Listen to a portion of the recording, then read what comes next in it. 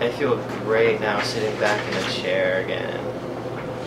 You can only go for so long without comfort, but as long as I've gone without comfort, it's not hard. It was just as an experience, just as much as a new experience as like myself alone going through the new streets and getting used to new things. But with other people and showing them like quick little notes, vocabulary that you pick up, it's really thrilling to share it, especially with like a college student trying to analyze the other world, volunteers wanting to experience it, a child like my age range possibly going to experience it if things don't go the way it should be. And at times having a person just as experienced as me to share the stories of what happened when he and I were together on the streets, and then sharing examples. Opening up and being comfortable with other people. When you alone are homeless and you encounter another person that's homeless, it's a very rare occasion to have that kind of connection or click because of trust issues. Yourself is usually put in front. I will admit, when I started college or whatever, homeless people were deranged and deranged, beat down, drunk druggies, and going down the homeless trials myself.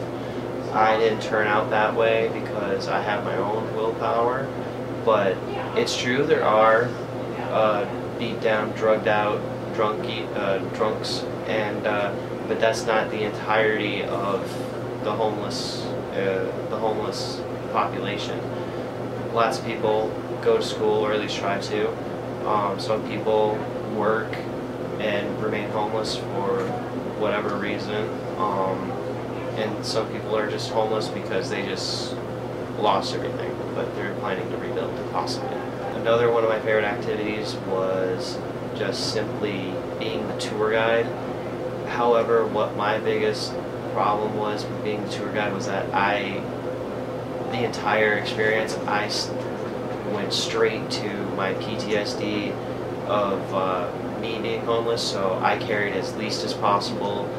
I traveled at my own pace. I just was observing people that I was encountering while traveling, and whenever I would remember that there's other people that I'm trying to escort around, I had to make time for them and pace myself, and eventually carry more weight for those that couldn't.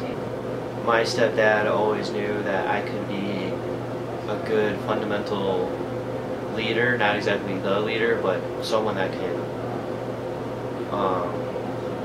pour in more thoughts and experiences to help out the leader. But with past weekend, I think I was that and then some more, because the two leading volunteers were the group leaders, but me being the tour guide and the escort and the survivalist, I felt like I was that person, the actual leader, like walking around. Right. Well, you got us through, man. We're here safe on Sunday, and in large part it's because of you. The one thing I would like to say to possibly any families that want to give compassion is look out for any homeless youth.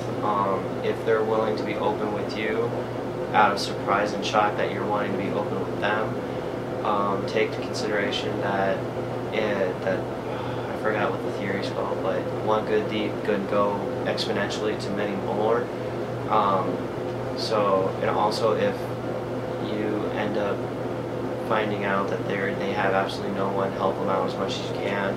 It's been a big part of me from my friends Sam and Dustin and John Geierman, and then just recently Lisa Marcus and Heidi Palomino.